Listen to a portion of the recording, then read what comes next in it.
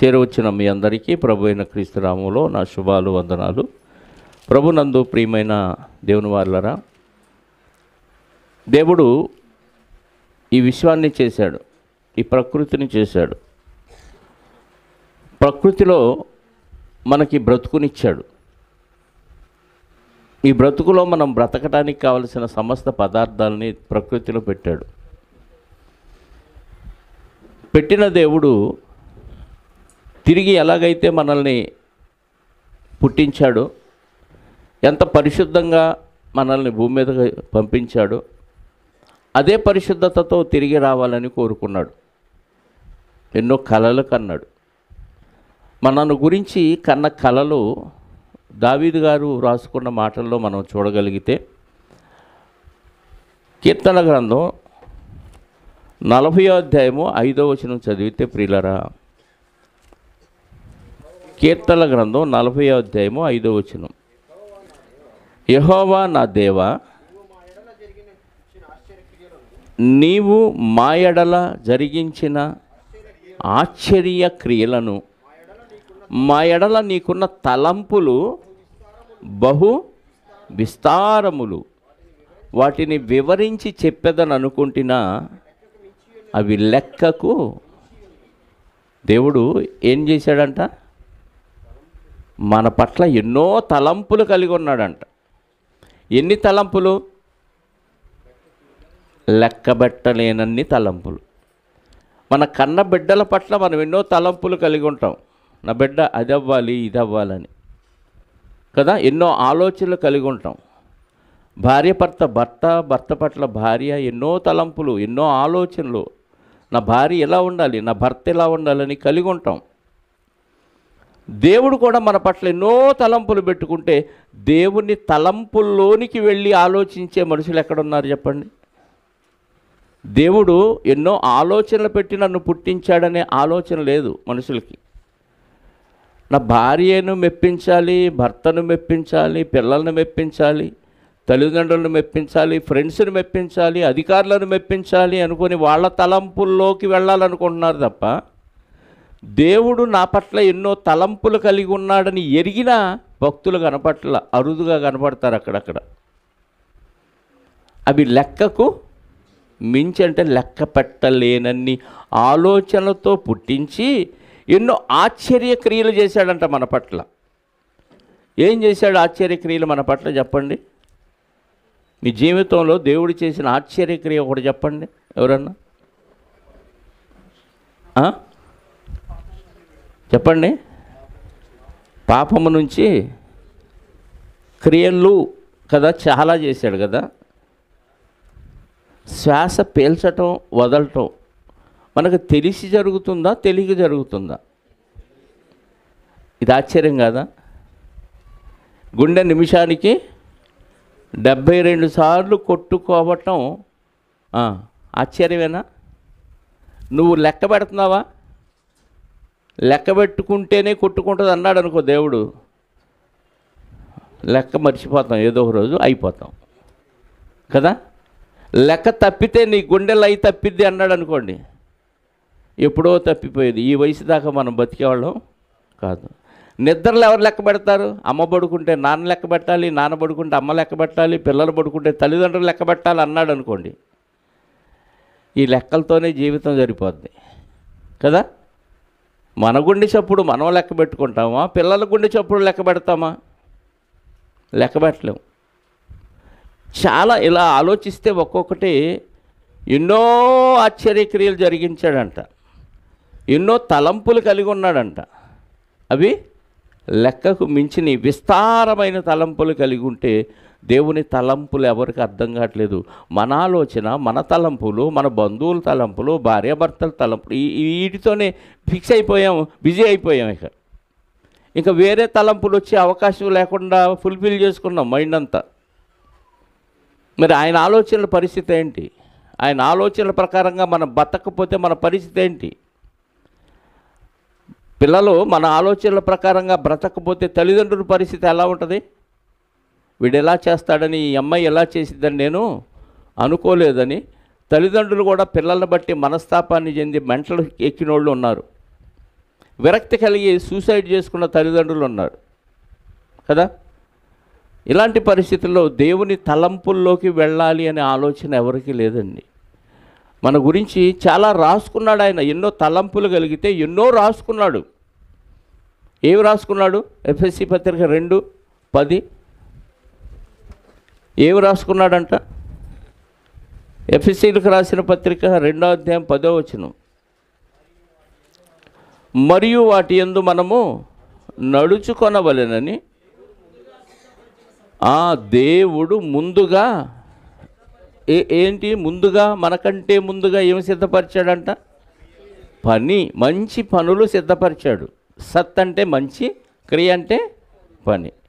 అంటే మనం పుట్టక మునిపే మన కోసం ఏమి ఏర్పాటు చేశాడు? పుట్టి ఇన్నేళ్ళు వచ్చినాయి, ఒక్కటన్నా సత్క్రియ చేశారా? చెప్పండి. ఇలాంటి సత్క్రియలు, ఎన్నో విస్తారమైన సత్క్రియలు చేయాలని దేవుడు కలలు కానీ తలంపులు తలంచి భూమి మీదకు మనల్ని పుట్టిస్తే, పంపిస్తే దేవుడి గురించి పట్టించుకో. ఒకవేళ పట్టించుకుంటే, దేవుడా నీకు నాకు ఈ పువ్వుతో సరి, ఈ కాయతో సరి, ఈ అగరబత్తితో సరి, హ్యాపీగా ఉండు, నేను అది వెలిగించి వెళ్ళిపోతా, టెంకాయ కొట్టి వెళ్ళిపోతా. ఎంత కూల్ చేస్తున్నారు దేవుడిని కదండి. నీ టెంకాయ దేవుడికి కావాలా? నీ దండం కావాలా? నువ్వు చెంపలేసుకుంటే దేవుడికి కావాలా? చెప్పండి. నీ జీవితం బాగుపడాలి, అది దేవుడి చిత్తం. సత్క్రియ చేయాలంటే నువ్వు ముందు బాగుపడాలి కదా. చెడిపోయినోడు సత్క్రియ ఎలా చేస్తాడు? మంచోడు మంచి పనులు చేస్తాడు, చెడ్డోడు చెడ్డ పనులు చేస్తాడు. చెడ్డోడు మంచి పనులు చేసినా అది నటిస్తాడే తప్ప నిజంగా మనస్ఫూర్తిగా మంచి పని చేయడోడు, వేషధారణది. చెడ్డోడు ఎప్పుడు మంచి పని చేసినా అందులో చెడు ఉంది. చెడ్డోడు చెడ్డ పనులే చేస్తాడు, మంచోడు మంచి పనులే చేస్తాడు. మనం మంచిగా బ్రతికి ఆ మంచి పనులు చేయాలని, అట్నే సత్క్రియలు అన్నాడు. అంటే వాక్య సంబంధమైన క్రియలు. సత్ అంటే సత్యము, నీ వాక్యమే సత్యం. వాక్య సంబంధమైన క్రియలు చేయాలి అని దేవుడు పుట్టిస్తే, మనం పుట్టక మునిపే పని పెట్టాడు మనకి. ఇప్పుడు మన దగ్గర చిన్న చిన్న పిల్లలు ఉన్నారు, వీళ్ళకు కూడా పని ఉందా? అందరికీ పని ఉంది. ఎవరి పని వాళ్ళకి దేవుడు పెట్టాడు. ప్రతిదీ వాక్య సంబంధమైన పని చేయాలని దేవుడు పెడితే వాటి గురించే మనకు తెలీదు, పట్టించుకో. చర్చికి రావటం దేవుడి పని అనుకుంటున్నారు, పాట పాడటం దేవుని పని అనుకుంటున్నారు, వాక్యం వినటం దేవుని పని అనుకుంటున్నారు. కాదు, చర్చికి వచ్చేది, పాటలు పాడేది, వాక్యం వినేది నేర్చుకొని బయటికి వెళ్ళి ప్రవర్తించటానికి. ప్రవర్తించినప్పుడు ఎంత జ్ఞానం నేర్చుకున్న ప్రయోజనం లేదు. అందుకే ఈ రోజుల్లో క్రిస్మస్ ఏమైంది అయ్యానంటే పారంపర్య ఆచారాలుగా మిగిలిపోయింది. క్రిస్మస్ పండుగను ఎలా చేస్తున్నారంటే కేవలం పారంపర్య ఆచారాలు తప్ప, అందులో దేవుడు నా కొరకు సిద్ధపరిచిన సత్క్రియ చేయటానికి క్రిస్మస్ ఉంది, ఈ పండగ ఉంది, ఈ పని ఉందని ఎవరు ఆలోచించట్లేదండి. మీరు ఏ చర్చీల కన్నా చూడండి, పిల్లలకి గంతులు నేర్పుతున్నారు, డ్యాన్సులు నేర్పుతున్నారు, రకరకాల కాస్ట్యూమ్స్ వేస్తున్నారు కదా. ఇక పెద్దవాళ్ళ పరిస్థితి కూడా, వాళ్ళు కూడా డ్యాన్సులు వేస్తున్నారు. పెద్దవాళ్ళు కూడా కరెక్ట్గా వాక్యానుసారంగా ఏ చర్చీల్లో ఏ స్కిట్లు అవి కనపట్లే. ఎక్కువగా అన్ని పారంపర్య ఆచారంగా జరిగిపోతున్నాయి. ప్రతి వ్యక్తి గురించి దేవుడు వ్రాసుకున్నాడు. ఆ వ్రాసుకున్న విషయాలు మనం తెలియక, ఒకవేళ బైబిల్లో తెలియబడినా వాటిని మనం అనుసరించట్లేదు. అందుకే మనందరికీ మాదిరి చూపించటానికి దేవుడు పరలోకము నుంచి యేసుక్రీస్తు వారిని 2000 సంవత్సరాల క్రితం భూమి మీద మనలాంటి ఆకారముతో జన్మింపజేశాడు. ఆయన పరలోకంలో ఆత్మ, యేసుక్రీస్తు వారు కన్యమరి గర్భంలోకి పరిశుద్ధాత్మ సహాయముతో ఆత్మగా ప్రవేశపెట్టబడి అక్కడ 9 నెలలు ఒక శరీరాకారాన్ని నిర్మాణం చేయించుకొని అక్కడ నుంచి బయటకు వచ్చాడు. వచ్చిన దగ్గర నుంచి మరణించే వరకు ఏమి చెయ్యాలో, ఆ 33.5 సంవత్సరాలు ఎలా బ్రతకాలో, 33.5 సంవత్సరాలు ఇచ్చిన ఆయుష్కాలములో ఎలా మాట్లాడాలో మొత్తం దేవుడు ఒక స్క్రిప్ట్ రాసుకున్నాడు. దేవుడు మన గురించి రాసుకున్నాడు, యేసుక్రీస్తు వారి గురించి రాసుకున్నాడు. మన గురించి ఎప్పుడు రాసుకున్నాడు? తల్లి గర్భంలో మనం ఉన్నప్పుడే రాసుకున్నాడు. తెలుసు కదా, 139:16 ఎప్పుడు చదువుతాం?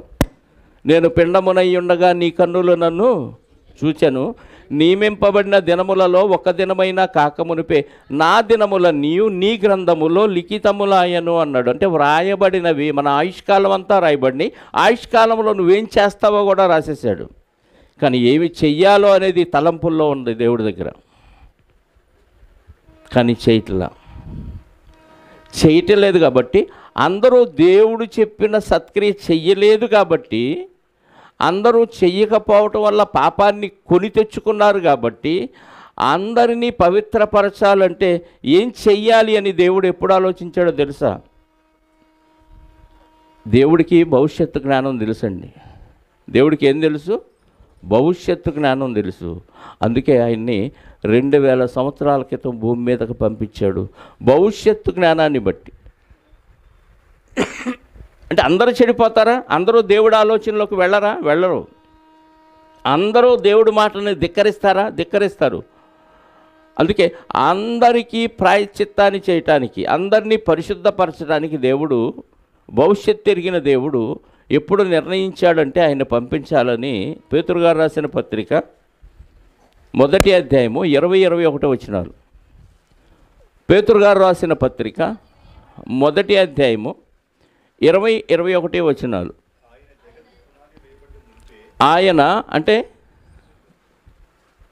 ఆయన జగత్తు పునాది వేయబడక మునిపే, ఆయనంటే యేసుక్రీస్తు వారు నియామకం ఎప్పుడు జరిగింది అంటే భూమి పుట్టక ముందే నియమించాడా?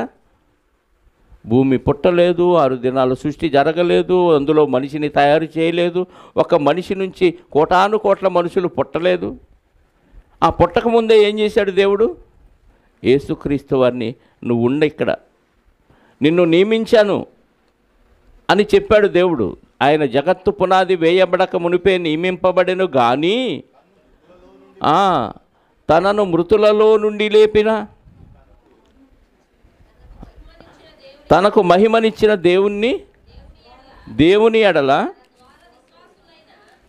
తన ద్వారా విశ్వాసులైన మీ నిమిత్తము కడవరి కాలమందు ఆయన ప్రత్యక్షపరచబడెను. నియామకం ఎప్పుడు జరిగిపోయింది? భూమి పుట్టకముందే. పంపించింది ఎప్పుడు? ఏమంటే దేవుడు నిర్ణయించింది యేసుక్రీస్తు వారిని కొన్ని కోట్ల సంవత్సరాల క్రితం, కొన్ని కోటాను కోట్ల సంవత్సరాల క్రితం. కానీ భూమి మీద మనిషి మనుగడ ప్రారంభమైంది 6000 సంవత్సరాల క్రితం. అర్థమైందా?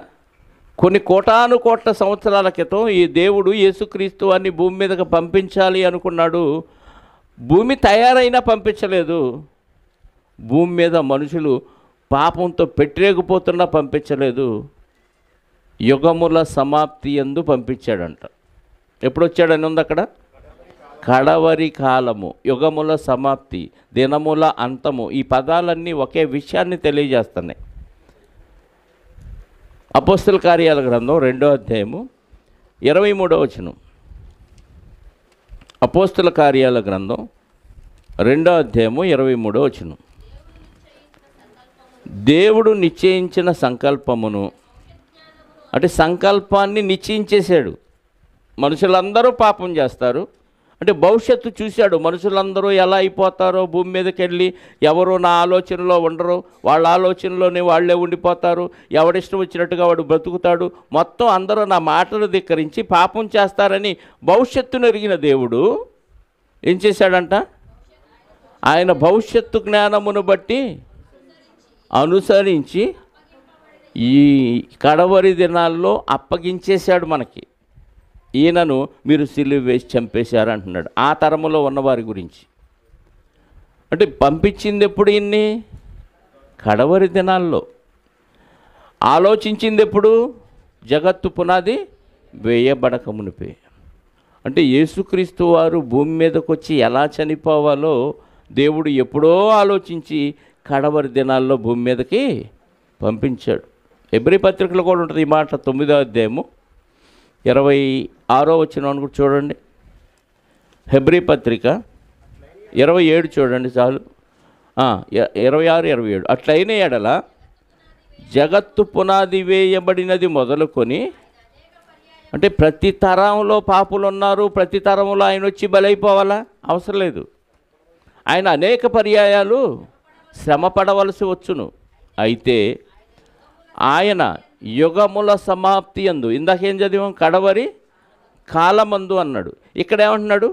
యుగముల సమాప్తి యందు తన్ను తానే బలిగా అర్పించుకొనుట వలన పాప నివారణ చేయుటకై ఒక్కసారి ప్రత్యక్షపరచబడెను. మొదటిసారి ప్రత్యక్షపరచబడ్డాడు. ఎందుకు? అనేకులు పాపము నుండి విడిపించబడటానికి. అర్థమైందండి? అలా ప్రత్యక్షపరిచబడిందే, అలా భూమి మీదకి ఆయన రావటమే, ఆయన జన్మించి ఆయన చేయవలసిన కార్యక్రమాలన్నీ చేసి చనిపోయి తిరిగి వెళ్ళిపోతూ అన్ని హక్కులు దేవుడు నాకు ఇచ్చాడు అని చెప్పేసి రాజ్యస్థాపన చేసి వెళ్ళిపోయాడు.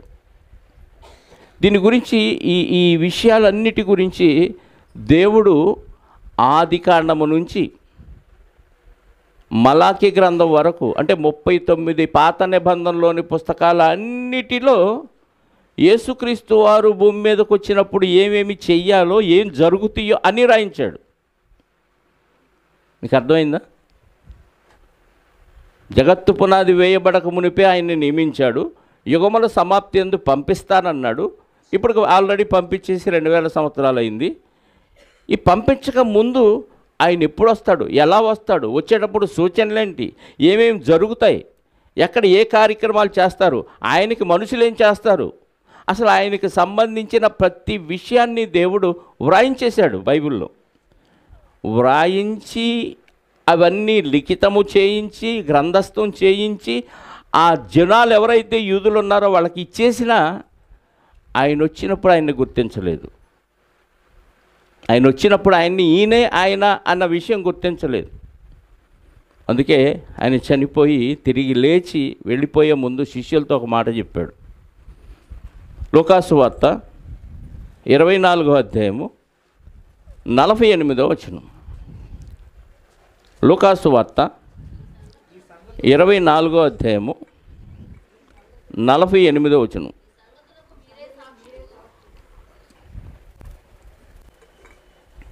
యేసుక్రీస్తు వారి శిష్యులతో చెప్తున్నాడు, నేను చేసిన ఈ సంగతులన్నీ మీరు చూశారు కళ్ళారా.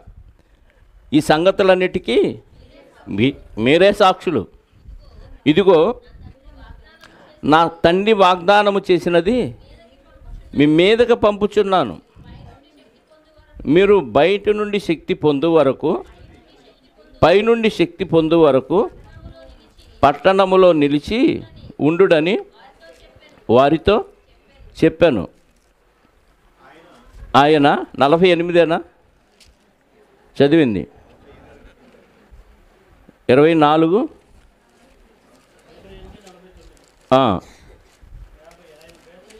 44 చదవండి. సారీ, అంతటా ఆయన 44 అండి. ఆయన శిష్యులతో చెప్తున్నాడు, మోషే ధర్మశాస్త్రములోను ప్రవక్తల గ్రంథముల్లోను కీర్తనలోను నన్ను గూర్చి వ్రాయబడినవన్నీ నెరవేరవలెనని నేను మీ యొద్ద జీవించిన కాలములో చెప్పాను. ఇప్పుడు అవన్నీ నెరవేరినవని వారితో చెప్పాను. అంటే యేసుక్రీస్తు వారు చనిపోయి తిరిగి లేచిన తర్వాత చెప్తున్నాడు ఈ మాట. నేను మీ మధ్య సంచరించిన కాలములో ఒక మాట చెప్పాను, అంటే అంతకుముందు చెప్పాడు యేసుక్రీస్తు వారు శిష్యులకి, అది ఇప్పుడు గుర్తు చేస్తున్నాడు. ఏంటది? ధర్మశాస్త్రం అంటే 5 గ్రంథాలు మనం గ్రంథ వివరణలో చేర్చుకుంటున్నాం. ఆదికాండము నుంచి ద్వితీయోపదేశ కాండం, ఈ 5 కాండాలని ధర్మశాస్త్ర గ్రంథాలు అంటారు.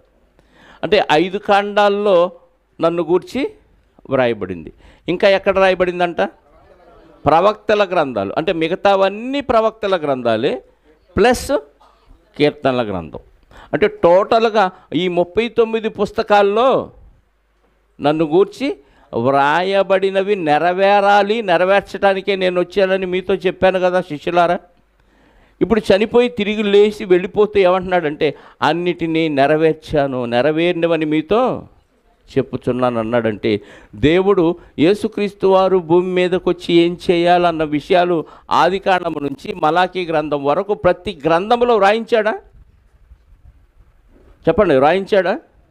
వ్రాయించాడు. ఇప్పుడు వ్రాయించిని ఏదో ఒకటి అరా మిస్ చేశాడా అంటే ఒక్కటి కూడా మిస్ చేయలేదంట. ఒక్కటి కూడా మిస్ చేయకుండా అన్నీ పాటించాడంట. అర్థమైందా మీకు? మరొక వచనాన్ని కూడా మనం దీనికి తోడుగా చూడగలిగితే బైబిల్లో హెబ్రీ పత్రిక 10వ అధ్యాయము 5వ వచనం. హెబ్రీ పత్రిక 10వ అధ్యాయము 5వ వచనం. కాబట్టి ఆయన ఈ లోకమందు ప్రవేశించాడు. పరలోకములో ఉన్న యేసుక్రీస్తు వారు, ఆత్మగా ఉన్న యేసుక్రీస్తు వారు ఈ లోకములో కన్యమరియ గర్భంలో ప్రవేశించాడు. ప్రవేశించింది ఎందుకో చెప్తున్నాడు రీజన్. బలి అర్పణ నీకు వద్దయ్యా తండ్రి, నాకొక శరీరమును, గుర్తుపెట్టుకోండి మాట, నాకొక శరీరమును మీకొక శరీరమును, మాట్లాడే సౌండ్ లేదు. దేవుడు మీకొక శరీరమును మనకొక శరీరమును అమర్చాడా? దేవుడు అమర్చాడా? మనమే తయారు చేసుకున్నామా? దేవుడు అమర్చాడా? మీ నాన్న అమ్మ తయారు చేసి పెట్టారా? దేవుడు అమర్చాడా? డాక్టర్ తయారు చేసి పెట్టాడా? దేవుడు అమర్చాడా? శాస్త్రవేత్తలు తయారు చేశారా? చెప్పాలి. దేవుడే. అంటే ఈ దేహం ఎవరిది? దేవుడిదేనా? నాది అంటారా? నాది అంటానికి హక్కులు మీ దగ్గర ఎవరికి మన దగ్గర లేవు. ఈ శరీరం దేవుడు అమరిస్తే వచ్చింది. యేసుక్రీస్తు వారు సైతం ఏమంటున్నాడు? భూమి మీద బ్రతకటానికి నాకు ఒక శరీరాన్ని అమర్చటం అంటే సెట్టింగ్ కదా. మనం అట్టలతో ఒక ఇల్లు ఏం చేస్తాం? అమరుస్తాం. బ్రిడ్జిని నిర్మిస్తాం. అంటే అన్నిటినీ కలిపి సెట్ చేయటాన్ని అమర్చటం అంటారు. ఈ టేబుల్ని ఇక్కడ ఏం చేశారు చెప్పండి? ఆ లోపల ఉన్న దాన్ని తీసుకొచ్చి ఇక్కడ అమర్చారు. భూమిలోని మట్టిని తీసి శరీరాన్ని అమర్చాడు దేవుడు.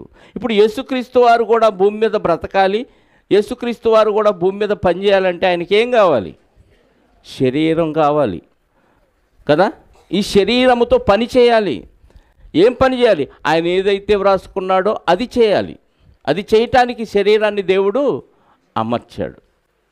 నాకు భూమి మీద శరీరమును అమర్చితివి అంటున్నాడు. ఇది అందరికీ వర్తించే మాట. ఇప్పుడు అమర్చబడిన శరీరంతో ఏం చేయాలంట? చదువుదాం. పూర్ణ హోమములు, పాప పరిహారార్థ బలులు నీకిష్టమైనవి కావు. అప్పుడు నేను గ్రంథపు చుట్టలో నన్ను గూర్చి వ్రాయబడిన ప్రకారము దేవా నీ చిత్తము నెరవేర్చుటకు ఇదిగో నేను వచ్చాను పుట్టాను కాదు, అక్కడ నుంచి ఇక్కడికి భూమి మీదకి వచ్చాడు. ఎక్కడికి వచ్చాడు? మరియమ్మ గర్భంలోకి వచ్చాడు. అక్కడ దేవుడు ఏం చేశాడు? శరీరాన్ని అమర్చాడు. ఆ శరీరంతో బయటకు వచ్చాడు. ఎదుగుతూ చేయాల్సిన పనులన్నీ చేస్తూ ఉన్నాడు. ఎక్కడున్నాయి చేయాల్సిన పనులు? గ్రంథపు చుట్టలో వ్రాసుకున్నాడంట. మనం అమాయకులు, నా గురించి దేవుడు ఏమి రాసుకోలేదు అనుకుంటాం.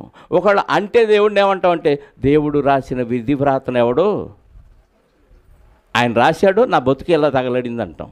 బాగుంటే ఇదంతా నా టాలెంట్ అంటాం. పాస్ అయ్యారు, బాగా మంచి మార్కులు వచ్చినాయి అన్నాం అనుకో, ఏమంటారు? బాగా చదివానండి, కష్టపడి నిద్రాహారాలు మానేసి టీలు తాగుతూ బాగా చదివాను, అందుకే పాస్ అయ్యాను అంటారు. దేవుడి దయ వల్ల పాస్ అయ్యానని ఎవరు అనరు. ఒకళ్ళు ఎవరన్నా అంటే అయ్యగారు పెన్నకు ప్రార్థన చేశాడు అందుకని పాస్ అయ్యాను అంటారు. ఆ ప్రార్థన నమ్మకాన్ని బట్టి కదా. ఇది ఒక దిక్కుమాలిన సాక్ష్యం. అందరూ పెన్నులకు ప్రార్థన చేస్తే పాస్ అవుతారా? చదవక్కర్లేదు కదండి. ఏమంటున్నాడు ఆయన? నాకు ఒక శరీరమును అమర్చితివి, పూర్ణ హోమములు, పాప పరిహారార్థ బళ్ళు నీకు ఇష్టమైనవి కావు. అప్పుడు నేను గ్రంథపు చుట్టలో నన్ను గూర్చి వ్రాయబడిన ప్రకారము దేవా నీ చిత్తము నెరవేర్చుటకు ఇదిగో నేను వచ్చి ఉన్నానంటిని. ఇవన్నీ 4000 సంవత్సరాల క్రితం గ్రంథాల్లో వ్రాయించాడు దేవుడు. అంటే ఆదాము గారి భూమి మీదకి వచ్చినప్పటి నుంచి దేవుడు యేసుక్రీస్తు వారు శరీరాన్ని ధరించుకొని భూమి మీదకి వస్తే ఏ ఏ కార్యక్రమాలు చేయాలో మొత్తం రాయించాడు. దాన్నే ఇక్కడ గ్రంథపు చుట్ట అన్నాడు. వ్రాయబడినవన్నీ ఏం చేశాడు ఆయన? నెరవేర్చానన్నాడు. యోహాను సువార్త 17:4 చూడండి. యోహాను సువార్త 17వ అధ్యాయము 4వ వచనం.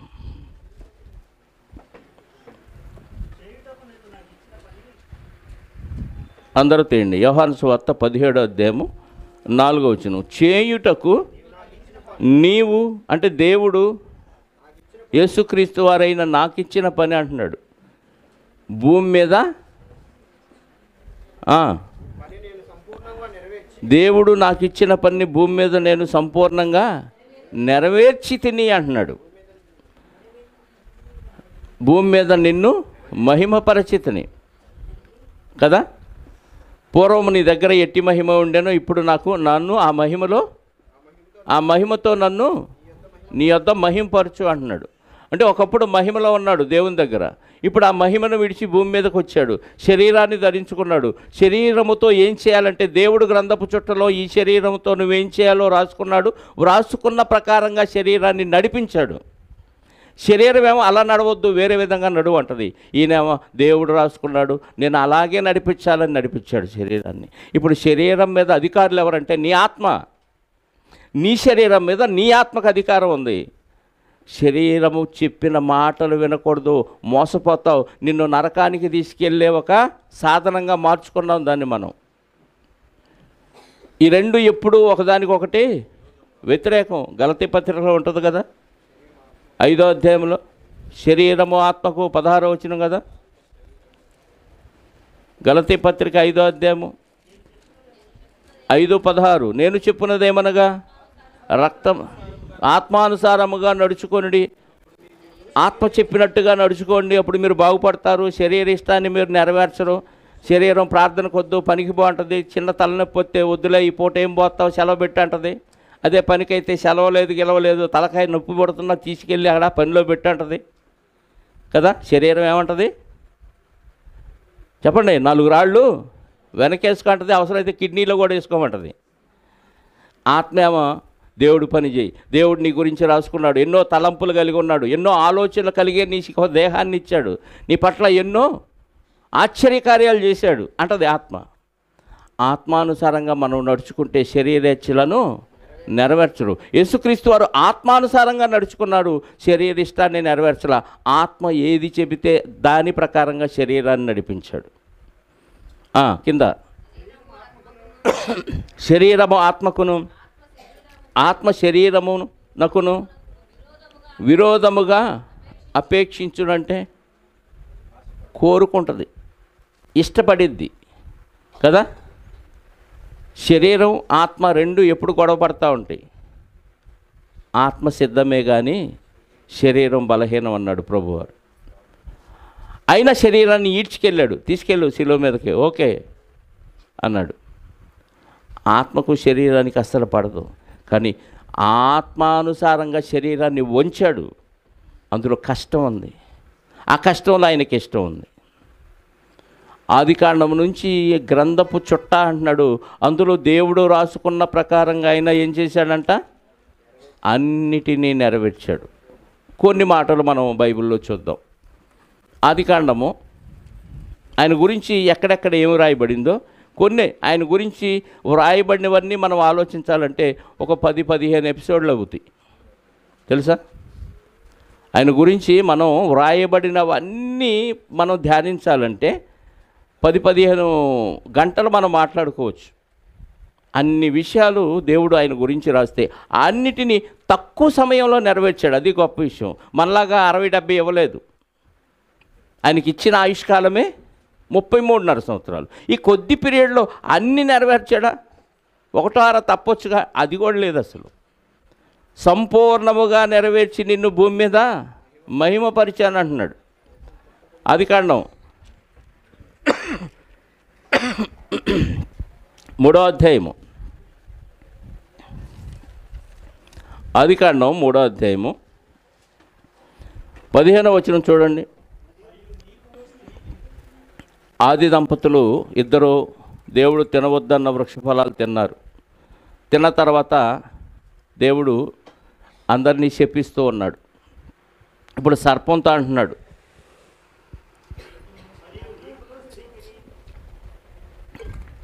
సర్పంతో ఏమంటున్నాడు? మరియు నీకును స్త్రీకిని, నీ సంతానమునకును ఆమె సంతానమునకును వైరమును కలుగజేసేదను. ఇది సర్పంతో అంటున్నాడా, సాతానుతో అంటున్నాడా? సర్పంలో ఎవరున్నారు చెప్పాలి? సాతాను ఉన్నాడు. సర్పానికి ఇచ్చేసాడు ఆల్రెడీ. ఏమిచ్చాడు చూడండి, పై వచనం, భూజంతువులన్నిటిలోనూ నువ్వు శపించబడిన దానవై నీ కడుపుతో ప్రాకుచు నీవు బ్రతుకు దినములన్నీ మన్ను తిందువు. ఏమన్నాడు సర్పానికి? నువ్వు సాతానికి ఆశ్రయం ఇచ్చావు కాబట్టి, సాతాను ఇష్టాన్ని నువ్వు నెరవేర్చావు కాబట్టి నువ్వేం చేయాలి? కడుపుతో పాకుతూ మట్టి తింటావు. ఆ సర్పానికి ఇచ్చిన శాపం అది. నెక్స్ట్ సర్పంలో ఉన్న సాతానికి ఇస్తున్నాడు ఇప్పుడు పనిష్మెంట్. చదవండి. మరియు నీకును స్త్రీకిని, నీ సంతానమునకును ఆమె సంతానమునకును వైరము కలుగజేసేదను. నీకును స్త్రీకిని, ఎవరికి? సాతానికి, స్త్రీకి. సాతాను సంతానానికి, స్త్రీ సంతానానికి. అంటే స్త్రీలకు, స్త్రీ సంతానానికి ప్లస్ సాతానికి ఏముంది? ఎప్పుడు వైరమే. అంటే ఎక్కువ ఎవరితో సాతానుగాడు గొడవ పడతాడు? పురుషులతోనా స్త్రీలతోనా? అక్కడ ఏముంది? అందుకే తొందరగా ఈజీగా ఓడిపోతారు. ఈజీగా ఓడిస్తాడు వాడు. మాయ మాటలు ఈజీగా నమ్మేస్తారు. ఆశ పెడితే చాలు రెచ్చిపోతారు. స్త్రీలు ఇస్త్రీ అయిపోతారు అంతే. అడు పెడితే ఆశలు ఈజీగా ఇస్త్రీ. అందుకే ఆ దొంగ సొమ్ములు అమ్మేవాళ్ళు, ఆ పనికి మాలిన వస్తువులు అమ్మేవాళ్ళు అందరూ పురుషులు ఇంట్లో లేని సమయంలో స్త్రీల దగ్గరకు వచ్చి మాయ మాటలు చెప్పేసి డొన్నెక్కేసి వెళ్ళిపోతారు. బంగారం మెరుగు పెడతామని చెప్పేసి ఇంటికి వస్తారు, అందులో వేస్తారు, మొత్తం కరిగించుకుంటారు, మిగిలిన బంగారం ఏదో ఇచ్చేసి వెళ్ళిపోతారు. లేకపోతే అయ్యేసి డూప్లికేట్ మీకు ఇచ్చేసి వెళ్ళిపోతారు. ఇలాంటి మాయ మాటలన్నిటికీ మోసపోయేది స్త్రీలే. నీకును స్త్రీకిని, నీ సంతానమునకును స్త్రీ సంతానమునకును వైరము కలుగజేసేదను. అది నిన్ను తల మీద కొట్టును. సాతానుగాడు మనల్ని అది నిన్ను తల మీద కొట్టినంటే అక్కడ ఫుట్నోట్ ఉంది చూడండి. ఆయన నిన్ను తల మీద కొట్టును. అది అనగానే అక్కడ ఆయన అన్నాడు. ఇంకెవరు కొట్టలేరా? స్త్రీ సంతానములో సాతాను తల మీద కొట్టగలిగిన వాడు ఎవడూ లేడంటే ఆయనని అక్కడ సంబోధించాడు. ఆయనే ప్రభు అయిన యేసుక్రీస్తు వారు. అంటే యేసుక్రీస్తు వారు వచ్చి సాతాను తలను ఏం చేస్తాడంట? కొట్టేస్తాడంట. నీవేం చేస్తావు? మడిమను అతన్ని మడిమ మీద కొట్టేదవు.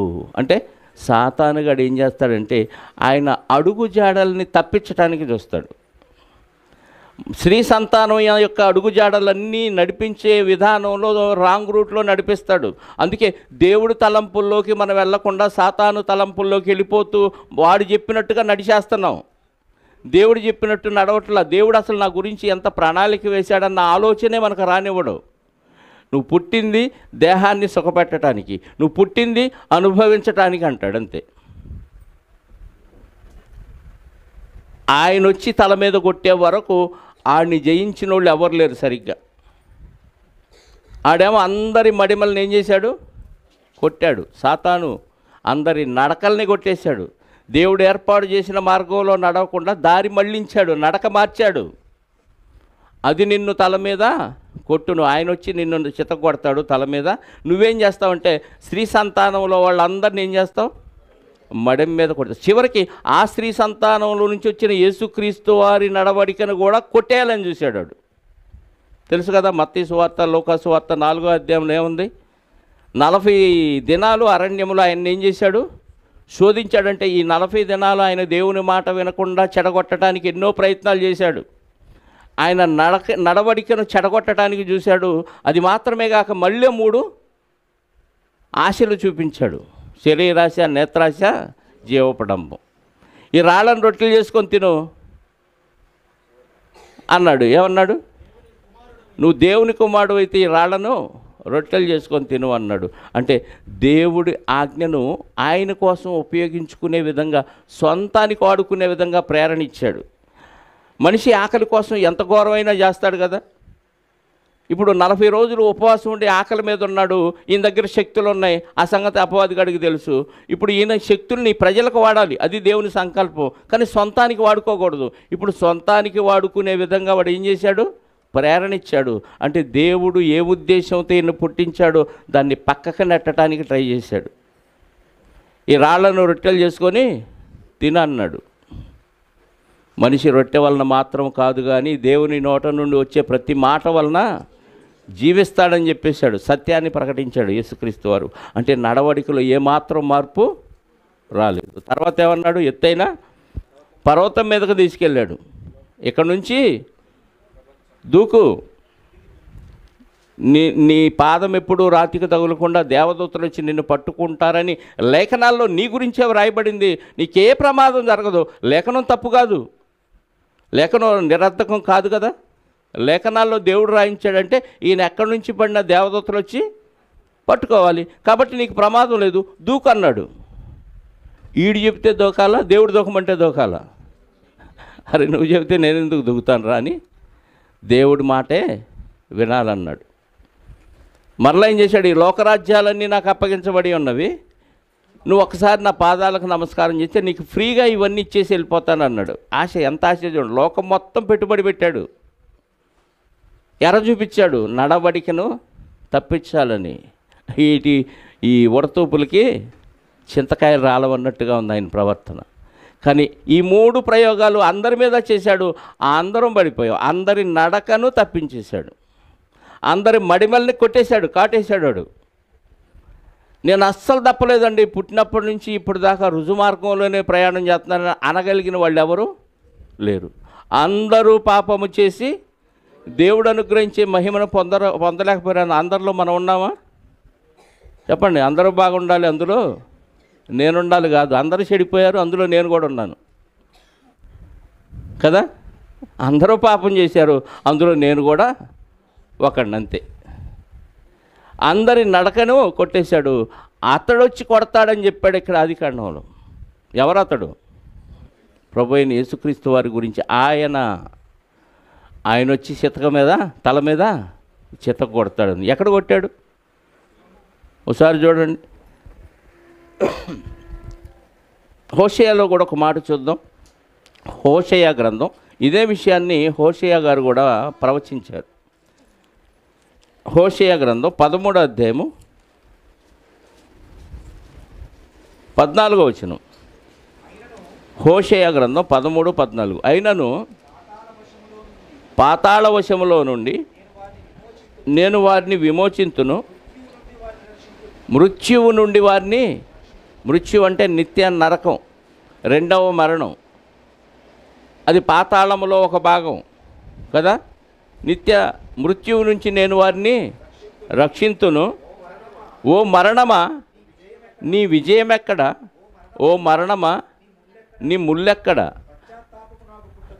పశ్చాత్తాపము నాకు పుట్టదు. నిజముగా చాలండి. ఓ మరణమా నీ విజయం ఎక్కడ? ఓ మరణమా నీ ముల్లెక్కడ? మనుషులందరినీ అపవాదిగాడు నువ్వు చస్తావు, చావకుండా ఉండాలంటే ఇదిగో నేను చెప్పిన మాట విను.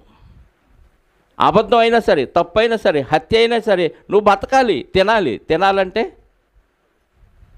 ఎవరో ఒకరిని ఏదో ఒకటి మోసం చేయి. ఆ ఎవరు పని ఇట్లేదా, ఏదో ఒక మోసం చేసి తినే ముందు కడుపు నింపుకొని నువ్వు బతకాలి. చచ్చిపోతే ఏమైపోతావో. అందరికీ చావు భయాన్ని పుట్టించాడంట.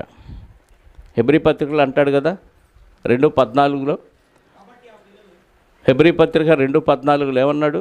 కాబట్టి ఆ పిల్లలు రక్త మాంసములు గలవారైనందున ఆ ప్రకారమే మరణము యొక్క బలము కలిగిన వాడు. మరణము యొక్క బలం ఎవరిది? అపవాది. మరణము యొక్క బలము కలిగిన వాడు అనగా అపవాదిని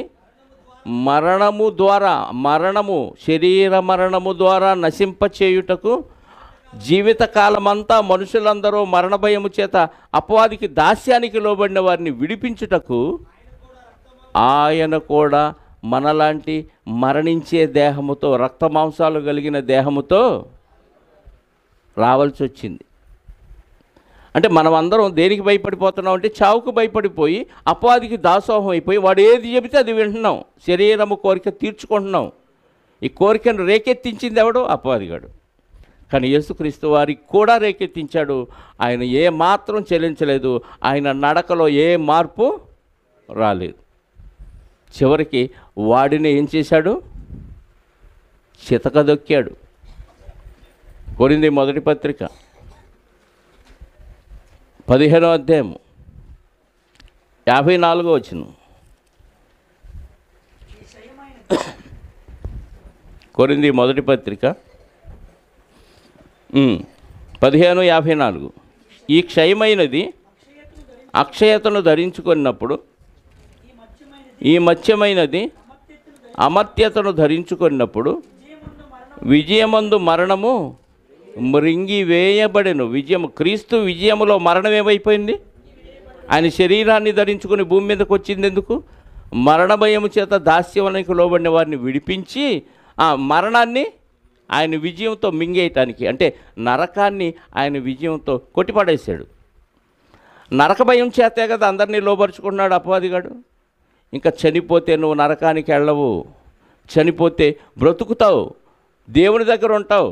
ఇదిగో నేను చనిపోయి తిరిగి లేచాను, మీలాంటి రక్త మాంసాలు కలిగిన దేహమే, నేను కూడా మీలాగే మరణించాను, నేను తిరిగి లేచాను, మిమ్మల్ని కూడా లేపుతాను. ఇంకా మీకు మరణ భయం అవసరం లేదు.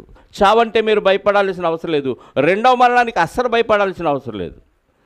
మరణ భయము చేత మనం ఏ దాస్యానికి లోబడాల్సిన అవసరం లేదని ఆయన కూడా ఏం చేశాడు? రక్త మాంసాల్లో పాలివాడై ఏం చేశాడు? మరణాన్ని విజయముతో క్రీస్తు తిరిగి లేవటం ద్వారా మింగేశాడంట మరణాన్ని. అంటే వాడి తల మీద కొట్టేశాడు, వాడి విషపు కోరలను పీకేశాడంట. ఓ మరణమా, ఉందా మాట? ఓ మరణమా, నీ విజయం ఎక్కడా? నువ్వు గెలవలేవు. నీ మరణపు ముళ్ళుందే, నీ ముళ్ళు ఎక్కడ? విరిచేశాను నేను అంటున్నాడు. ఓ మరణమా, నీ విజయం ఎక్కడ? ఓ మరణమా, నీ ముళ్ళు ఎక్కడ? మరణపు ముళ్ళు పాపం. ఇంకా పాపంతో సంబంధం ఈజీగా కొట్టేశాడు కదా పాపం. అసలు మనం ఒప్పుకుంటే చాలు తుడిచేస్తానన్నాడు కదా. అమ్మో మరణం, అమ్మో పాపం, నరకానికి వెళ్ళిపో, ఈ భయాలు ఇంకా అవసరం లేదు. నమ్మితే చాలు ముళ్ళు ఇరిచేశాడు. ఇక ఇంకెవడిని వాడు భయపెట్టాల్సిన అవసరం లేదు. వాడు భయపెట్టినా మనం భయపడం. ఎందుకు? పాపాన్ని కడిగే మా ప్రభువు ఉన్నాడు, కడిగేశాడు. ఇంకా మేము పరిశుద్ధులు. ఇంకా మరణం ఏం చేసిద్ది? మీ పాపం ఏం చేసిద్ది మనల్ని? ఎప్పుడు రాసుకున్నాడు గ్రంథపు చుట్టలో, ఎప్పుడు నెరవేర్చాడు చూడండి ప్రభు. ఆయన గురించి వ్రాయబడింది నెరవేర్చడానికి యేసుక్రీస్తు వారు పుట్టారు. కానీ నువ్వు హ్యాపీ క్రిస్మస్ అని తెచ్చి అప్పు చేసి పప్పు కూడు కాదు, మాంసం కూడు తిని తిప్పలు పడి బీపీ పెంచుకోవడానికి కాదు. క్రిస్మస్లో ఏం చేస్తాం? ఉన్నా లేకపోయినా అప్పు చేసైనా డెకరేషన్ చేయాలి, అప్పు చేసైనా పిండి వంటలు ఉండాలి, అప్పు చేసైనా బట్టలు కొనాలి. మరి క్రిస్మస్కి కొనకపోతే ఎట్టండి అంటారు కదా. ఎన్ని తిప్పలు పడ్డాడు. అన్ని సంవత్సరాలు దేవుడు రాసుకున్న ఆ విషయాన్ని నెరవేర్చాలంటే ఈజీగా నెరవేర్చాడా? మనలాగే ఆయన దేహం కూడా కోరికలు కోరిందా? ఆయన్ని దేవుడు కదండి, ఆయన కోరికలేమీ లేవండి అనుకుంటారేమో పొరపాటు. ఆ 2వ అధ్యాయంలోనే చెప్పాడు హెబ్రీ పత్రికలో. చదవండి, హెబ్రీ పత్రిక 2వ అధ్యాయంలో 15వ వచనం.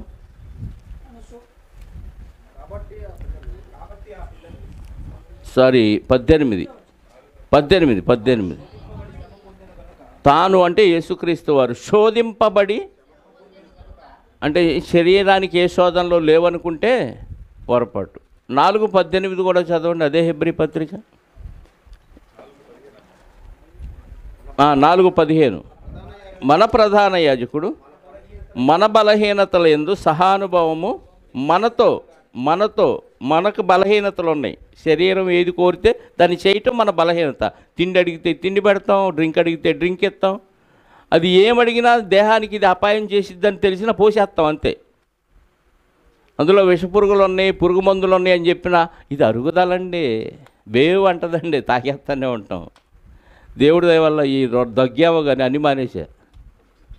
అది దేవుడి దయే. దగ్గు రావటం కూడా దేవుడి దయే. అప్పుడప్పుడు అన్న తాగే ఉన్నప్పుడు ఇప్పుడు పూర్తిగా మానేసే పరిస్థితి వస్తుంది. ఎందుకంటే కాపాడుకోవాలి కదా, గొంతుని కాపాడుకోవాలి. ఏమంటున్నాడు?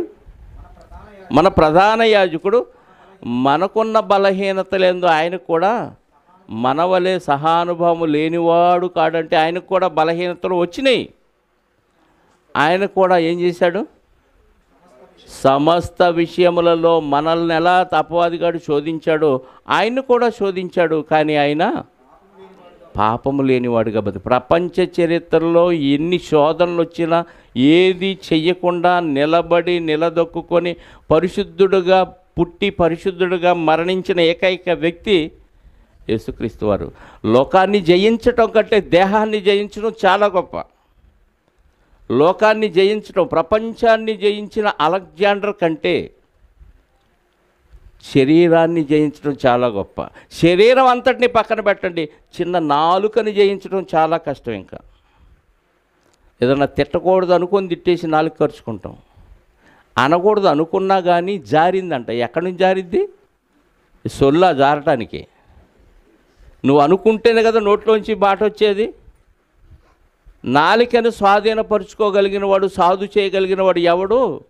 ఇప్పుడు దేహం మొత్తం కంట్రోల్ చేయాలంటే ఒక నాలికనే, బెత్తడి నాలికనే, రెండు దవడల మధ్య నానుతూ ఉండే నాలికనే కంట్రోల్ చేయనోడు శరీరాన్ని కంట్రోల్ చేయగలడా? నువ్వు అతిరథుడు, మహారథుడు, బాడీ బిల్డరు, ప్రపంచంలో ఎవరు దేహాన్ని మాత్రం కంట్రోల్ చేయలేరండి.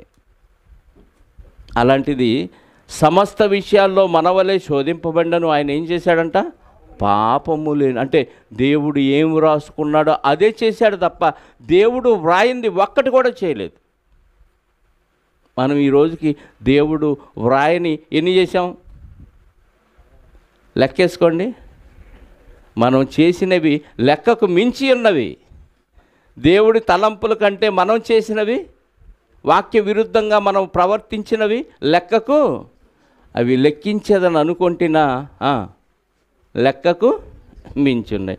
ఆయనేమో మన మీద తలంపులు లెక్కకు మించినవి అంటే, ప్రభువా మేం చేసిన అతిక్రమాలు మా లెక్కకు తిక్క కుదిరిద్ది. అక్కడ నరకంలో తిక్క కుదురుస్తాడు. ఇలా బైబిల్ అంతా ఆలోచిస్తూ పోతే ఎన్నో ఉన్నాయండి. చెప్పానుగా, దాదాపు 10-15 గంటలు మాట్లాడుకోవచ్చు యేసుక్రీస్తు వారి గురించి. గ్రంథపు చుట్టలో దేవుడు వ్రాసుకున్నవన్నీ ఎలా నెరవేర్చాడో ఆయన, ఆ నెరవేర్చడానికి ఆయన ఎంత శ్రమ పడ్డాడో, ఎంత ఇరుకున పడ్డాడో అన్న విషయాలు మనం ఆలోచిస్తుంటే అసలు అందులో మనం ఎన్ని నెరవేర్చాం. మన గురించి దేవుడు ఎన్నో రాసుకున్నాడు కదా. వ్రాసుకున్నవి మనం చదువుతున్నాం కదా, వింటున్నాం కదా. ఈరోజు విన్న వాటిల్లో ఒక్కటైనా ఇంటికెళ్ళి పాటించి రేపు ఏం చెప్తాడో దాన్ని కూడా పాటిద్దామని ఎదురు చూస్తూ వాక్యానికి వచ్చేవాళ్ళు ఎక్కడ కనపడుతున్నారు? భలే చెప్పాడు, బాగా చెప్పలేదు, అది ఎలా చెబితే బాగుండే, ఈ ఆలోచనలే తప్ప చెప్పిందంటూ నేను ఒక్కటైనా పాటించానా? ఈ ఆలోచన ఎవరికన్నా ఉందండి? ఆయనేమో అన్నీ నెరవేర్చాడంట, ఆయనకి జై. మరి మన సంగతి ఏంటి? ఒక్కటన్నా రోజుకొకటి నెరవేర్చిన ఈ రోజుకి ఎన్ని రోజులు బతికామో అన్ని నెరవేర్చిన ఘనత మనకు వచ్చిందిగా. రోజుకొకటి ఒక్క విషయం నేర్చుకుని దాన్ని రోజు పాటిస్తే మన గురించి ఆయన కూడా రాసుకున్నాడుగా గ్రంథపు చుట్టలో. యేసుక్రీస్తు వారు అన్నీ నెరవేరిస్తే కొన్నన్నా మనం నెరవేర్చకపోతే ఎలా ఇస్తాడు పరలోకం చెప్పండి? వింటున్నాం, వెళ్ళిపోతున్నాం, నేను ఏ తప్పు చేయట్లేదు కదా అనుకుంటున్నాం. ఏ తప్పు చేయట్లా, చేయాల్సింది చెయ్యకపోయినా పాపమే. అర్థమైందా?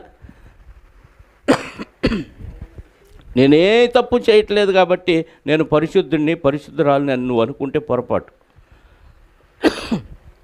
మేలైనది చేయనెరిగియు, యోహాను పత్రికలు అంటాడు కదా, అలాగూ చేయని వానికి పాపము కలుగును. అంటే చెయ్యాల్సింది చెయ్యకపోయినా పాపమే, చెయ్యకూడనిది చేసినా పాపమే. టోటల్గా ఎడు చూసినా పాపంలో ఇరుక్కుంటున్నాం. అందుకే రోజుకు ఒక్కటన్నా చేయాల్సింది చేస్తే పోలా. మన గురించి కూడా రాసుకున్నాడు, యేసుక్రీస్తు వారి గురించే కాదు మన గురించి కూడా రాసుకున్నాడు. అసలు రాసుకున్నాడు అన్న విషయమే మనకు తెలియదు. ఆయనకేమో అన్నీ తెలుసు, అన్నీ నేర్చుకున్నాడు, గ్రంథపు చుట్టలో ఉన్నాయన్న విషయం ఎరిగి ఒక్కొక్కటి నెరవేరుస్తూ వచ్చాడు ఆయన. దేవుని చిత్తమైతే మిగతా విషయాలు మరొకసారి మాట్లాడుకుందాం.